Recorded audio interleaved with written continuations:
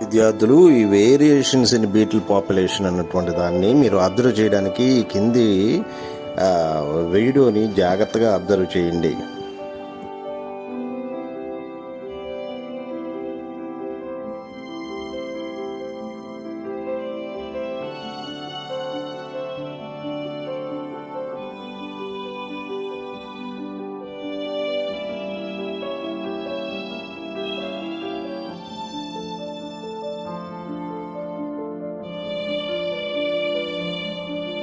ఇక్కడ ఒక చెట్టు మీద ఆకుపచ్చని ఆకుల్లో కొన్ని బీటిల్స్ ఉన్నాయి చూడండి.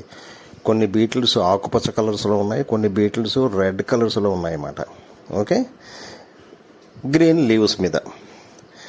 ఇప్పుడు ఈ పాపులేషన్ ఎలా పెరుగుతుందంటే సెక్షువల్ రీప్రొడక్షన్ వల్ల పెరుగుతోంది. Okay, so this is the assumptions. So they were able to generate variations కూడా వాటిలో కూడా జరుగుతూ ఉంటాయి, అంతే కదా. ఎక్కడైతే సెక్షువల్ గ్రోత్ జరిగిందో, రీప్రొడక్షన్ జరిగిందో అక్కడ వేరియేషన్స్ కూడా ఉంటాయి. ఓకే, ఇక్కడ ఒక క్రో వచ్చింది. క్రో ఈ రెడ్ బీటిల్స్ని తినేస్తోంది.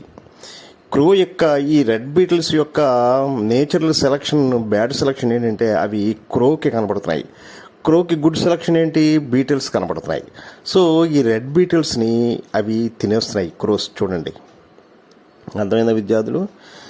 ఇలా రెడ్ బీటిల్స్ని ఇలా తినేస్తుంటే స్లోగా వాటి పాపులేషను పెరిగిపోయింది. ఏదైతే ఈ నేచర్ సెలక్షన్స్కి అనుకూలంగా ఉందో, అంటే ఏమిటి, ఈ గ్రీన్ బీటిల్స్ అవి గ్రీన్ లీవ్స్లో క్యామోఫ్లాగ్ అయిపోయి కనపట్టలేదు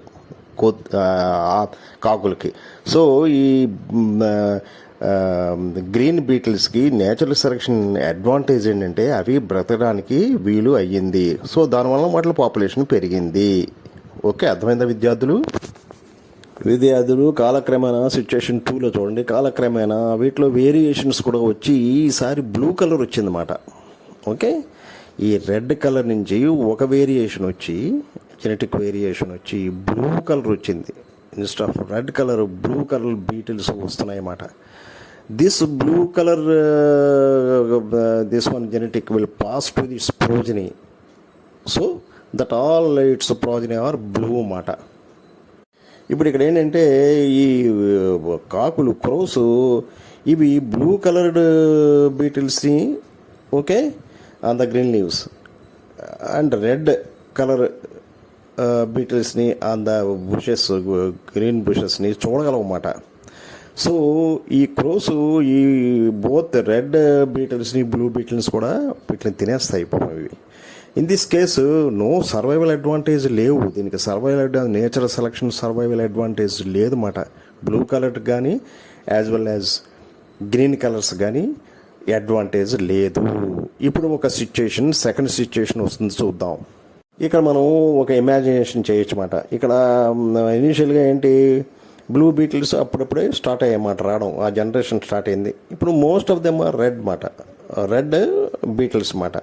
సో రెడ్ బీటిల్స్ని కాకులు తినేస్తాయి, అది బ్లూ బీటిల్స్ కూడా కాకులు తినేస్తాయి. ఇప్పుడు ఈ సమయంలో ఏమైందంటే, ఇమాజిన్ ఎట్ దిస్ పాయింట్ మనం వీడియోలో చూపించడం, ఒక ఎలిఫెంట్ ఏం చేస్తుందంటే యాక్సిడెంటల్గా బుషెస్ని స్టాంప్ చేస్తూ అలా నడుస్తూ వచ్చి బీటిల్స్ని తొక్కేస్తుంది. This kills most of the beetles అన్నీ చచ్చిపోతాయి అన్నమాట. By chance few beetles survives are mostly blue beetles లక్కీగా యాక్సిడెంటల్గా సర్వైవ్ అవుతాయి. మిగతా రెడ్ బీటిల్స్ అన్నీ చనిపోతాయి అన్నమాట. అగైన్ ఇప్పుడు ఏమైంది, బీటిల్ పాపులేషన్ స్లోలీ ఇంక్రీజెస్ అన్నమాట తర్వాత. But the beetle population most of them are in blue colour అన్నమాట. ఓకే, ఇలా సడన్ అన్నమాట. This sometimes accidents may also results in changes in certain characters అన్నమాట. ఈ బ్లూ పాపులేషన్ పెరిగిపోతుంది. ఇలాగా ఇవి characters we know are govern by genes. ఇప్పుడు ఆ విధంగా అగైన్ ఈ beetle population slowly blue beetle population increase అవుతుందన్నమాట. ఓకే, అర్థమైందా విద్యార్థులు? ఈ beetle population most of them are in blue colour అన్నమాట. ఓకే, ఇలాగా సమ్టైమ్స్ యాక్సిడెంటల్గా కానీ లేకపోతే ఏదైనా ప్రకృతి చేంజెస్, ర్యాపిడ్ చేంజెస్ వల్ల కానీ సర్టెన్ క్యారెక్టర్స్ ఆఫ్ ది పాపులేషన్లో చేంజెస్ వస్తాయి అన్నమాట. ఓకే, ఈ క్యారెక్టర్స్ ఏంటి? Govern by jeans.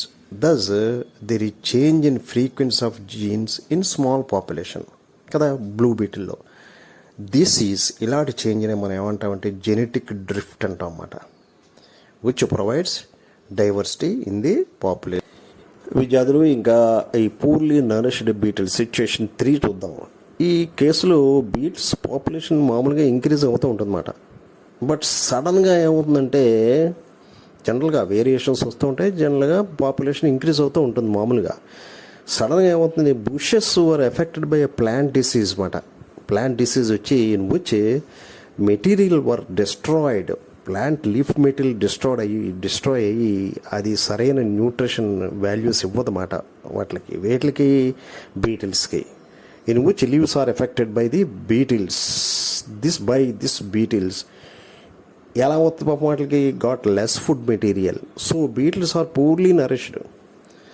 weight of the beetles decrease but no changes in their genetic material. అవి చిన్నవైపోవచ్చు, పేల్ అయిపోవచ్చు, వీక్ అయిపోవచ్చు, కానీ జెనెటిక్ మెటీరియల్లో చేంజ్ ఉండదన్నమాట. This is the condition. ఇది ఒక వేరియస్ కండిషన్ అన్నమాట. ఆఫ్టర్ సమ్ ఇయర్స్ మళ్ళీ ఇవన్నీ ప్లాంట్ డిసీజెస్ మళ్ళీ ఎలిమినేట్ అయిపోయి, లేకపోతే మంచి వర్షాలు వచ్చి దానికి మంచి న్యూట్రిషన్ వచ్చి మళ్ళీ బుషెస్ అవి హెల్తీగా మారి ప్లెంటీ ఆఫ్ లీవ్స్ వచ్చి దాంట్లో న్యూట్రిషన్ వాల్యూ మారి మళ్ళీ బీటిల్స్ కండిషన్ మళ్ళీ మామూలుగా తయారవుతుంది అన్నమాట. మళ్ళీ పెద్దగా కావడం, మళ్ళీ ఒకవేళ ఏ విధమైన మార్పులు లేకపోతే ఓకే అక్కడ కాకుల పాపులేషన్ కానీ తగ్గిపోవడం కానీ అది జరిగితే ఆ బీటిల్స్ పాపులేషన్ పెరగడం జరుగుతుందన్నమాట.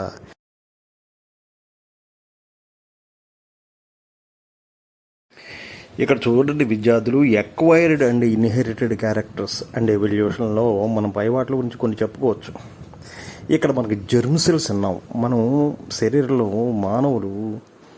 మనుషులు వాళ్ళు పాస్ ఆన్ చేసేవి జెర్మ్ సెల్స్లో, అంటే సెక్షువల్లీ రీప్రొడ్యూసింగ్ పాపులేషన్ అంటారన్నమాట. అంటే ఆటోజోమ్స్ అలోజోమ్స్ అన్నమాట. ఆటోజోమ్స్లో మార్పులు వచ్చాయా, అలోజోమ్స్లో మార్పులు వచ్చాయా అనేటువంటిది మనం తెలియాలంటే అలోజోమ్స్లో మార్పులు వస్తేనే అవి పాస్ ఆన్ అవుతూ ఉంటాయి అన్నమాట. ఒక DNA and with gene effect తోటి అవి పాస్ ఆన్ అవుతూ ఉంటాయి.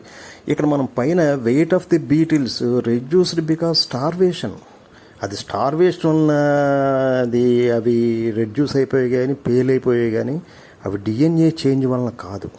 అర్థమైందా విద్యార్థులు?